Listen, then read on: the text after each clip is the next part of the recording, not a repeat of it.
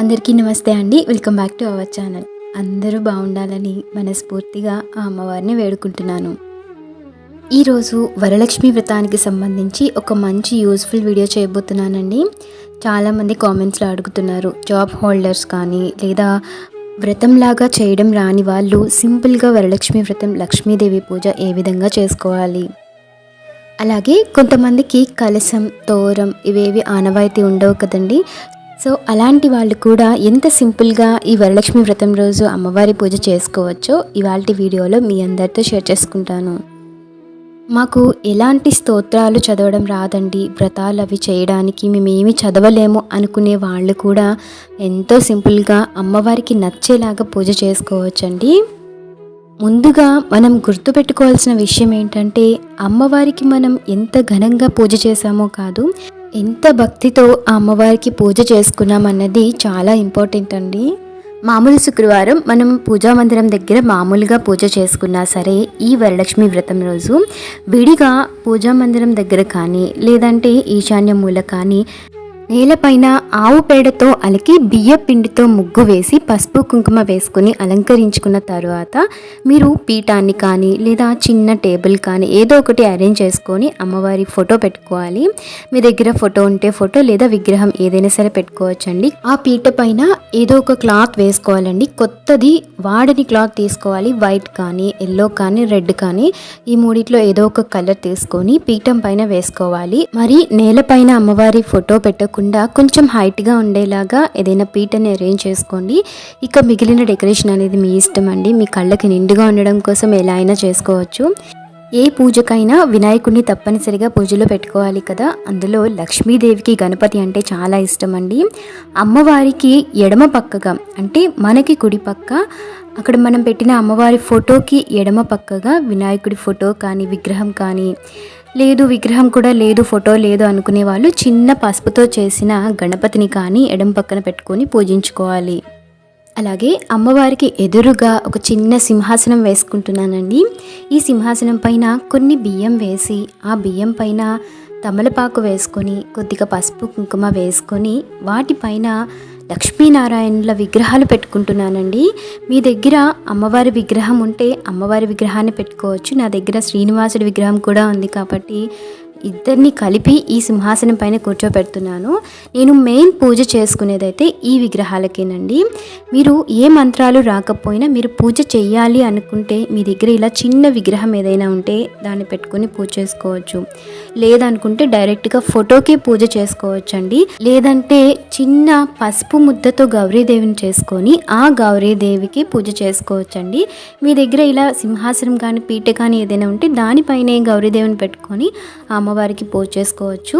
లక్ష్మీదేవికి ఇష్టమైనవి ఏనుగులండి. సో గజలక్ష్మిగా పూజిస్తే అమ్మవారికి చాలా ఇష్టము. అందుకని నా దగ్గర ఉన్న ఏనుగులు కూడా పూజా మందిరంలో పెట్టుకున్నాను నేను పూజ కోసమని. అలాగే ఏదో ఒక పూలమాల తప్పనిసరిగా వేయండి ఆ రోజు. ముఖ్యంగా సువాసనభరితమైన పువ్వులంటే దేవుళ్ళకి ఇష్టం కదా. జాజి పూలో మల్లెపూలో మీకు ఏ పూలు అందుబాటులో ఉంటే ఆ పూలతో మాల గుచ్చి అమ్మవారిని స్వామిని అలంకరించాలి. అలాగే కామాక్షి దీపం కోసమని నేను ఒక ప్లేట్లో 5 తమలపాకులు వేసుకొని పెట్టుకుంటున్నానండి. ఈ కామాక్షి దీపం పెట్టడానికి ప్లేట్లో మనం స్వస్తిక్ గుర్తు వేసుకుంటాం కదా, ఆ గుర్తు వేసుకొని వాటిపైన నేను తమలపాకులు పెట్టి మధ్యలో ఇలా కామాక్షి దీపాన్ని పెట్టుకున్నాను. ఈ దీపం తప్పనిసరి ఏమీ కాదండి, మీ దగ్గర ఉంటే పెట్టుకోవచ్చు పూజలో. అంటే గజలక్ష్మి దీపాన్ని కామాక్షి దీపం అని కూడా అంటారండి. సో నేను పూజలో మధ్యలో పెట్టుకున్నాను అమ్మవారి దీపాన్ని. అలాగే ఈ దీపంతో పాటు ఇంకొక 2 వెండి దీపాలు కూడా పెట్టుకుంటున్నానండి. ప్రత్యేకించి స్పెషల్ డేస్ వచ్చినప్పుడు వెండిలో ఆవు నేతితో దీపారాధన చేస్తే చాలా మంచిదండి. వీలైతే మీకు వెండి దీపం ఉంటే కనుక ఆ రోజు ఖచ్చితంగా ఆవు నెయ్యి వేసి వరలక్ష్మి వ్రతం రోజు దీపారాధన చేసుకోండి. లేదు అనుకునే వాళ్ళు ఇత్తడిలో పెట్టచ్చు, లేదా మట్టి ప్రమిదలో అయినా సరే పూజ చేసుకోవచ్చు. ఆ రోజు దీపాలు ఎన్నైనా సరే వెలిగించుకోవచ్చండి. మీ దగ్గర ఎన్ని దీపాలు ఉంటే వీలైనన్ని దీపాలు వెలిగించండి. అలాగే వరలక్ష్మి వ్రతం రోజు ఐశ్వర్య దీపాన్ని కూడా పెట్టుకోవచ్చండి పూజలో. ఈ వ్రతం చేసుకోవాలి అనుకునే వాళ్ళు ముఖ్యంగా గుర్తుంచుకోవాల్సిన కొన్ని విషయాలు ఏంటంటే, ఇంటిని శుభ్రంగా ఉంచుకోవాలండి. వరలక్ష్మి వ్రతం వస్తుందనగా ముందే నీట్గా ఇంట్లో మొత్తం ఎక్కడ బూజు లేకుండా క్లీన్ చేయాలి. ముఖ్యంగా నీట్గా ఉంచుకోవాల్సినవి సింహద్వారం అండి. మనం ఎట్నుంచి అయితే నడుస్తామో ఆ మెయిన్ డోర్ ఎక్కడ ఇంత కూడా బూజు లేకుండా నీట్గా తడి క్లాత్తో తుడిచేసుకొని బూజు లేకుండా ఉండేలాగా చూసుకోవాలి. అలాగే ఇంట్లో మనం డబ్బులు నిల్వ పెట్టుకుంటాం కదా, బీరువా కానీ ఏవో ఒక ర్యాక్స్ ఉంటాయి కదా, సో అక్కడ కూడా నీట్గా ఉండేలాగా చూసుకోవాలండి. ఎలాంటి దుమ్ము బూజు లేకుండా క్లీన్ చేసుకొని ఉంచుకోవాలి. అలాగే కిచెన్లో కూడా బూజు కానీ ఎలాంటి బొద్దింకలు అవి లేకుండా శుభ్రంగా నీట్గా ఉండేలాగా చూసుకోవాలండి. అలాగే వ్రతం చేసుకునే రోజు కానీ లేదా ముందు రోజు నైట్ కానీ ఇల్లు మొత్తం నీట్గా మాప్ పెట్టుకొని ఉంచుకోవాలి. మీరు క్లీనింగ్ సెక్షన్ అంతా నైట్ చేసేసుకుంటే మార్నింగ్ పూజ ఇంకా ఎర్లీగా అయిపోతుందండి. అలాగే ఇంకొక ముఖ్యమైన విషయం ఏంటంటే ఇంట్లో మాంసాహారానికి సంబంధించినవి ఏవి కూడా ఉండకూడదండి. కొంతమంది ఇంట్లో స్టాక్ పెట్టుకుంటారు కదా ఫ్రిడ్జ్లో, అలాగే ఎండు రొయ్యలు, ఎండు చేపలు, అలాగే ఎగ్స్, ఇలాంటి మాంసాహారానికి సంబంధించిన ఐటమ్స్ ఏవి కూడా వ్రతం చేసుకునే వాళ్ళ ఇంట్లో ఉండకూడదండి. అలాంటివి ఏవి లేకుండా చూసుకోండి. అలాగే చాలామందికి పీరియడ్స్ ఆటంకాలు వస్తాయి కదా, అనుకోకుండా వ్రతానికి ముందు రోజు రావడం, లేదంటే వ్రతం చేసుకోవాలనుకునే టైంకి ఇంట్లో ఎవరికైనా సరే పీరియడ్స్ ఆటంకం ఇలాంటివి వచ్చినప్పుడు ఖచ్చితంగా పూజని స్కిప్ చేసేయండి. ఎందుకంటే అలాంటి పీరియడ్స్ ప్రాబ్లం ఉన్నప్పుడు వరలక్ష్మి వ్రతం అస్సలు చేయకండి. ఇది ప్రత్యేకించి లక్ష్మీ అమ్మవారి పూజ కాబట్టి ఆ పూజ అప్పుడు కాకుండా మీకు ఆ టైంకి ఇలా ఆటంకం వస్తుంది అని డేట్ తెలిసినప్పుడు మిగిలిన శుక్రవారాలలో ఇంకో శుక్రవారం ఎప్పుడైనా సరే అమ్మవారికి వరలక్ష్మి వ్రతం చేసుకోవచ్చండి. ఒకవేళ ఇలా ఆటంకాలు ఉన్నాయనుకునే వాళ్ళకి నేను చెప్తున్నాను. ముఖ్యంగా చెప్పాలి అంటే పౌర్ణమికి ముందు వచ్చే శుక్రవారం చేయడం చాలా మంచిది అంటారు. బట్ ఆటంకాలు ఉన్నప్పుడు తప్పదు కదండి. ఏ శుక్రవారం అయినా సరే వరలక్ష్మి వ్రతం లక్ష్మీ పూజ చేసుకోవచ్చు. అలాగే కలశం ఆనవాయితీ లేకపోతే పెట్టక్కర్లేదండి. లేదంటే మామూలుగా మధ్యలో కలశం పెట్టుకొని ఆ కలశానికే లక్ష్మీ అమ్మవారిగా భావించి పూజ చేసుకోవచ్చు. కలశం ఆనవాయితీ ఉన్నవాళ్ళు ఆ కలశం ఎలా పెట్టుకోవాలి, అందులో ఏ పదార్థాలు వేయాలి, ఈ మొత్తం కూడా నేను ఆల్రెడీ వీడియో పోస్ట్ చేశానండి. వీలైతే కింద డిస్క్రిప్షన్లో లింక్ ఇస్తాను, తెలియని వాళ్ళు ఒక్కసారి చెక్ చేయండి, లేదంటే మళ్ళీ నేను పోస్ట్ చేస్తాను. అలాగే ఈ వ్రతంలో ముఖ్యమైనది తోరం అండి. చేతికి తోరం కట్టుకొని అమ్మవారికి వ్రతం చేసుకుంటాం కదా, సో ఆ తోరం కట్టాలి అంటే ఖచ్చితంగా వ్రతం చేయాలండి. వ్రతం చెయ్యని వాళ్ళు తోరం కట్టుకోకూడదు. మీరు అమ్మవారి బుక్ ఉంటుంది కదా, వ్రతకల్పం బుక్, అది చదువుతూ అందులో ఉన్నట్లుగా వ్రతం చేసుకుంటాం అనుకుంటేనే చేతికి తోరం కట్టుకోండి. ఎందుకంటే తోర పూజ అని కూడా ఆ బుక్లో మనకు వస్తుంది. సో అలా చెయ్యలేము, మాకు అవన్నీ తెలియదు అనుకునే వాళ్ళు చేతికి తోరం కట్టుకోకండి. అలాగే కొంతమందికి చదవడం రాకపోయినా సరే మనం ఫోన్లో ప్లే చేసుకుంటూ వింటూ పూజ చేసుకోవచ్చు కదండి. మీరు ఫోన్లో వరలక్ష్మి వ్రతం విధానం అని కొడితే చాలా వీడియోస్ ఉంటాయండి. వ్రతం ఎలా చేయాలో స్టార్టింగ్ నుంచి ఎండింగ్ వరకు క్లియర్గా చెప్తారు. అందులో ఉన్నది ఉన్నట్లుగా కూడా మీరు వింటూ చేసుకోవచ్చు. మీకు ఎవరు చెప్పకపోయినా, మీకు అసలు తెలియకపోయినా సరే అలా ప్లే చేసుకుంటూ పూజ చేసుకోవచ్చండి. లేదు అలా చేసుకునే టైం మాకు ఉండదు అనుకునే వాళ్ళు ఇప్పుడు నేను చూపిస్తున్నాను కదా వీడియోలో, మీకు క్లియర్గా ఇలానే పూజ చేసుకోవచ్చు. దీపాలను వెలిగించుకున్న తర్వాత ముందుగా గణపతికి పూజ చేసుకోవాలండి. ఇక్కడ గణపతి అష్టోత్తరం చదువుకోవాలి. మాకు అష్టోత్తరాలు రావండి అనుకునే వాళ్ళు ఓం గం గణపతయే నమః అన్న మంత్రాన్ని 108 సార్లు చేయండి. లేదంటే కనీసం 9 సార్లు అయినా సరే గణపతి మంత్రాన్ని చదువుతూ పువ్వులు అక్షింతలతో పూజ చేసుకున్న తర్వాత ముందుగా గణపతికి సపరేట్గా ఒక నైవేద్యం అంటే సమర్పించండి. మీ దగ్గర ఏది ఉంటే అది, మీరు తెచ్చిన పళ్ళల్లో కానీ వండిన నైవేద్యం కానీ లేదా చిన్న బెల్లం ముక్క అయినా సరే గణపతికి నైవేద్యంగా ముందు సమర్పించాలి. ఇలా వినాయకుడి పూజ పూర్తయిన తర్వాతే మనం అమ్మవారిని పూజించాలండి. మీకు వీలైతే ఓన్లీ నైవేద్యం మాత్రమే కాదండి, ధూపం, దీపం, నైవేద్యం, హారతి, అలాగే ప్రదక్షిణ, ఇలా 5 ఉపచారాలు కూడా వినాయకుడికి సమర్పించవచ్చు. గణపతి పూజ అయిన తర్వాత లక్ష్మీనారాయణులని పూజించాలండి. అమ్మవారికి స్వామితో కలిపి పూజిస్తేనే ఎంతో సంతోషం అంట. సో విడిగా అమ్మవారిని ఒక్కరిని పూజించకండి. అంటే మీకు మంత్రాలు రాకపోయినా సరే ఓం శ్రీ లక్ష్మీనారాయణాభ్యో నమః అన్న మంత్రాన్ని గుర్తుపెట్టుకోండి. ఓం శ్రీ మహాలక్ష్మియే నమః, అది విడిగా అమ్మవారిని ఒక్కరినే పూజించినట్లు అవుతుంది. సో లక్ష్మీనారాయణాభ్యో నమః అంటే ఇద్దరిని కలిపి పూజ చేస్తున్నట్లుగా అవుతుందండి. ఈ మంత్రాన్ని మీరు 108 సార్లు చదవచ్చు. మీ దగ్గర విడిపూలు ఉంటే ఒక్కొక్క పువ్వు అమ్మవారి దగ్గర స్వామి దగ్గర ఉంచుతూ ఈ మంత్రాన్ని చదవచ్చు. లేదంటే కనీసం 9, 11 అట్లా పువ్వులు పెట్టుకొని ఈ మంత్రాన్ని ఓం శ్రీ లక్ష్మీనారాయణాభ్యో నమః అని మనసులో అనుకుంటూ పూజ చేసుకోవచ్చండి. లేదు పువ్వులు అన్ని లేవు అనుకునే వాళ్ళు అక్షింతలు కలుపుకొని అక్షింతలతో పూజ చేసుకుంటూ 108 సార్లు ఆ నామాన్ని జపించవచ్చు.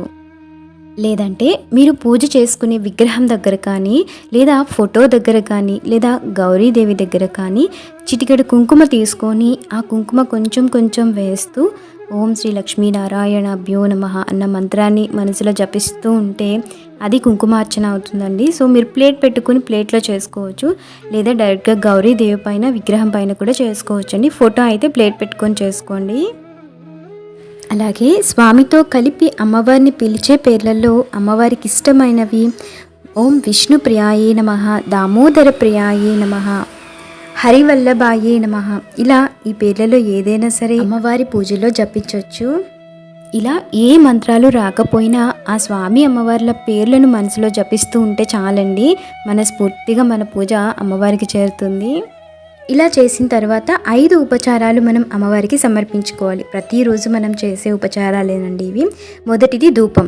నిండుగా ధూపం వేయాలండి. ఇక్కడ నేను చిన్న ధూప్ స్టిక్ వెలిగించాను కాబట్టి మీరు ధూప్ స్టిక్ లాంటివి వెలిగించొద్దు. కొబ్బరి చిప్పని గ్యాస్ స్టవ్ పైన కాలిస్తే నిప్పులాగా అవుతుంది కదా, అందులో సాంబ్రాణి ధూపం వేస్తే బాగా వస్తుందండి పొగ. సో అంత ఎక్కువగా ధూపం వేసుకోవాలి అమ్మవారికి. ఓం శ్రీ విష్ణు ప్రియాయే నమః ధూపం సమర్పయామి అని ధూపాన్ని వేశాక దీపం దగ్గర అక్షింతలు, పువ్వులు, పసుపు, కుంకుమ వేసుకొని సాక్షాత్ ప్రత్యక్ష దీపం దర్శయామి అని దీపాన్ని చూపించాలి. అలాగే 3వ ఉపచారం నైవేద్యం. ఇక్కడ నైవేద్యంగా తప్పనిసరిగా వండిన నైవేద్యం ఒక్కటైనా సరే అమ్మవారికి సమర్పించుకోవాలండి. మీరు పులిహోర చేసిన, పరమాన్నం చేసిన లేదా బూరెలు కానీ ఏదో ఒక్క నైవేద్యమైనా మీరు చేయగలిగితే 5 నైవేద్యాలు లేదా మీ శక్తి మేరకు ఎన్ని నైవేద్యాలన్నా పెట్టచ్చు. బయట షాప్లో నుంచి కొని తెచ్చినవి కాదండి, స్వీట్స్ అలాంటివి కాకుండా మీ అంతటా మీరే స్వయంగా ఒక నైవేద్యాన్ని ఇష్టంగా అమ్మవారికి వండి సమర్పించాలి. ఇక్కడ నేను డ్రై ఫ్రూట్స్ నైవేద్యంగా పెట్టుకుంటున్నానండి, మీకు చూపించడం కోసం నేను ఈ పూజ చేసుకున్నాను కాబట్టి. అలాగే కొబ్బరికాయ తప్పనిసరిగా కొట్టాలి పూజలో. పళ్ళు ఏవైనా సరే నైవేద్యంగా అమ్మవారికి సమర్పించాలండి. నైవేద్యం పైన కొద్దిగా నీటిని చల్లుతూ అమ్మవారికి పేరు చెప్పి, మనం పెట్టిన నైవేద్యం పేరు చెప్పి నైవేద్యం సమర్పయామి అనాలి. ఓం శ్రీ విష్ణు ప్రియాయే నమః, మనం పులిహోర పెడితే పులిహోర నివేదన సమర్పయామి అని అనాలి. అలాగే తాంబూలం సమర్పయామి అని ఆకు, వక్క, అరటిపళ్ళు అమ్మవారికి నైవేద్యంగా పెట్టాలండి. ఇక్కడ మీకు వీడియోలో చూపిస్తున్నాను కదా, మీరు ఎప్పుడైనా సరే తాంబూలం ఎవరికైనా ఇచ్చేటప్పుడు కానీ లేదా అమ్మవారికి పెట్టేటప్పుడు కానీ ఇదే ప్లేస్లో ఇదే యాంగిల్లో పట్టుకోవాలండి. అరటిపళ్ళు కొసలు, తమలపాకు కొసలు కూడా మన వైపుకు ఉండాలి. ఎదురుగా ఉన్న వాళ్ళకి ఈ ఫ్రంట్ చూపిస్తున్న విధంగా మనం తాంబూలమైనా ఇవ్వాలి ఎవరికైనా ఇచ్చేటప్పుడు, లేదా దేవుడి దగ్గరైనా ఇలానే పెట్టుకోవాలి. ఓం శ్రీ విష్ణు ప్రియాయే నమః తాంబూలం సమర్పయామి అని తాంబూలం పెట్టిన తరువాత వీటితో పాటు అమ్మవారికి తాంబూలం కింద చీర కానీ బ్లౌజ్ పీస్ కానీ ఏదైనా సరే అమ్మవారికి సమర్పించవచ్చండి. మీరు చీర తీసుకోగలిగితే అమ్మవారికి ఒక శారీ తీసుకొని ఆ శారీ పైన కనీసం 2 జతల గాజులైనా సరే సమర్పించాలండి. 2 జతల గాజులు, అలాగే పసుపు, కుంకుమ, పువ్వులు ఇవన్నీ కూడా ఒక ప్లేట్లో పెట్టి అమ్మవారికి తాంబూలం సమర్పయామి అని చూపించాలి. ఇలా అమ్మవారికి చూపించిన చీర కానీ జాకెట్ కానీ మీరే కట్టుకోవచ్చండి, లేదా మీకు నచ్చిన పెద్ద ముత్తైదువులకు ఎవరికైనా సరే ఇవ్వచ్చు. ఆ తర్వాత అమ్మవారికి పచ్చ కర్పూరంతో హారతి ఇస్తే చాలా మంచిదండి. ఆ ఒక్కరోజు ఉదయం సాయంత్రం 2 పూట్లకు కూడా తప్పనిసరిగా దీపారాధన చేసుకోవాలండి.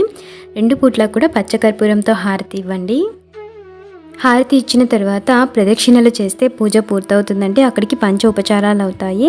ప్రదక్షిణలు కొన్ని అక్షింతలు, పువ్వులు చేతిలోకి తీసుకొని మన చుట్టూ మనమే 3 ప్రదక్షిణలు చేయాలి. ఆత్మ ప్రదక్షిణ, నమస్కారం, సమర్పయామి అని ప్రదక్షిణలు పూర్తయ్యాక ఆ అక్షింతలు, పువ్వులు స్వామి అమ్మవారి పాదాల దగ్గర వేయాలండి. ఈ పూజ మొత్తం పూర్తయ్యాక పూజలో ఉపయోగించిన నీళ్లు ఉంటాయి కదా, సో వాటిని తీర్థంగా తీసుకోవాలి. అలాగే అమ్మవారి దగ్గర అక్షింతలు తలపైన వేసుకొని కుంకుమ పూజ చేసినట్లయితే కుంకుమ నుదుటన పెట్టుకోవాలండి. అప్పుడు పక్కకి రావాలి. మనం ఒక 5 to 10 minutes మీరు పక్కకు వచ్చి ఆ తర్వాత మళ్ళీ వెళ్ళి నైవేద్యం తీసుకొని ఆ నైవేద్యాన్ని ఇంట్లో అందరూ కూడా తినాలండి. తప్పనిసరిగా నైవేద్యం స్వీకరించాలి. అలాని ఎక్కువసేపు అలానే ఎండిపోయేలాగా లేదా గాలికి ఆరిపోయేలాగా కూడా నైవేద్యం అలా ఉంచకూడదండి. పూజ పూర్తయిన వెంటనే తప్పనిసరిగా నైవేద్యం తీసుకోవాలి. అలా నైవేద్యం కూడా తీసుకున్న తర్వాత తాంబూలం తీసుకోవడానికి ఎవరైనా పిలిస్తే అప్పుడు వెళ్ళొచ్చండి. ముందు మన ఇంట్లో పూజ పూర్తయిన తర్వాతే మనం తాంబూలం తీసుకోవడానికి వెళ్ళాలి. చాలామంది కామెంట్స్లో కూడా అడుగుతున్నారు, తాంబూలం తీసుకోవడానికి పూజ మధ్యలో ఉన్నప్పుడు పిలుస్తారు కదా, వెళ్ళొచ్చా అని అడుగుతున్నారు. వీలైనంత తొందరగా మీకు పూజ పూర్తయిన తర్వాతే తాంబూలం తీసుకోవడానికి వెళ్ళండి. లేదంటే రోజు మొత్తంలో ఎప్పుడైనా సరే తాంబూలం తీసుకోవచ్చు. కాబట్టి మీకు పూజ అయిన తర్వాత సాయంత్రం టైంలో కానీ అట్లా అయినా సరే వెళ్ళి తాంబూలం తీసుకోవచ్చు. మీరు ఇవ్వాలి అన్నా కూడా ఖచ్చితంగా పూజ పూర్తి చేసుకోవాలి. కాబట్టి పూజ అంతా అయిన తర్వాత వీలైతే 3 లేదా 5 ముత్తైదులకి జాకెట్ ముక్కలు, గాజులు, పసుపు కుంకుమ, పువ్వులు ఇలా అన్నీ కూడా విడివిడిగా పెట్టుకొని 5 ముత్తైదులకి కానీ లేదా ఎంతమందికైనా సరే మీరు తాంబూలంగా వాయనాలు ఇవ్వచ్చండి. వరలక్ష్మి వ్రతం రోజు వాయనం ఇస్తే చాలా మంచిది తాంబూలం. అందులో తప్పనిసరిగా శనగలు పెట్టుకోవాలండి. నానబెట్టిన శనగలు తప్పనిసరిగా వాయనంలో ఇవ్వాలి. అలాగే కొంతమంది 1 రూపీ కాయిన్ కానీ చిల్లర డబ్బులు కూడా పెడుతూ ఉంటారు. సో అలా కూడా పెట్టొచ్చండి, ఏమీ కాదు. నానబెట్టిన శనగలను తప్పనిసరిగా మనం పూజలో కూడా పెట్టుకోవాలండి. పూజ చేసుకునేటప్పుడు నైవేద్యంగా కూడా సమర్పించాలి అమ్మవారికి. ఆ రోజు 2 పూట్ల దీపారాధన చేసుకోవాలండి. ఉదయం పూజ చేసుకున్న తర్వాత సాయంత్రం 6 గంటల సమయం అవుతుందనగా తప్పనిసరిగా అమ్మవారికి పూజ చేసుకోవాలి. పూజ చేసుకొని నిండుగా బాగా ధూపం వేసుకొని 2 పూట్ల పూజ అయ్యాక next day morning Saturday morning పీఠాన్ని కదపాలి. పీఠాన్ని కదిపేటప్పుడు కొద్దిగా పెరుగన్నం నైవేద్యంగా అమ్మవారికి సమర్పించి పెడితే చాలా మంచిదండి. చల్లగా దీవించి వెళ్ళిరా తల్లి అని అమ్మవారికి నమస్కరించుకొని పెరుగన్నం నైవేద్యంగా సమర్పించి అప్పుడు పీఠాన్ని కదపాలి. సో ఈ పూజ సింపుల్గా జాబ్ హోల్డర్స్ కానీ లేదా పిల్లలు ఉన్నవాళ్ళు కానీ వ్రతం చేసుకోవడానికి టైం ఎక్కువగా లేని వాళ్ళ కోసం కానీ లేదా మంత్రాలు, వ్రతాలు ఇలాంటివి పెద్ద పెద్ద పూజలు చేయలేమో అనుకునే వాళ్ళకి ఈ పూజ నేను పెట్టానండి. మామూలుగా వరలక్ష్మి వ్రతం పూజ ఎలా చేసుకోవాలో ఇంకొక వీడియో పోస్ట్ చేస్తాను. అందులో ఫస్ట్ నుంచి లాస్ట్ వరకు పిన్ టు పిన్ డీటెయిల్గా చెప్తానండి. సో ఈ వీడియో కనుక మీకు నచ్చినట్లయితే లైక్ చేయడం మర్చిపోకండి. అలాగే నా ఛానల్ని సబ్స్క్రైబ్ చేసుకొని నన్ను కూడా సపోర్ట్ చేస్తారని కోరుకుంటున్నాను. ఆ అమ్మవారి ఆశీస్సులు మనందరిపై ఎప్పుడూ ఉండాలని మనస్ఫూర్తిగా కోరుకుంటూ శ్రీమాత్రే నమః.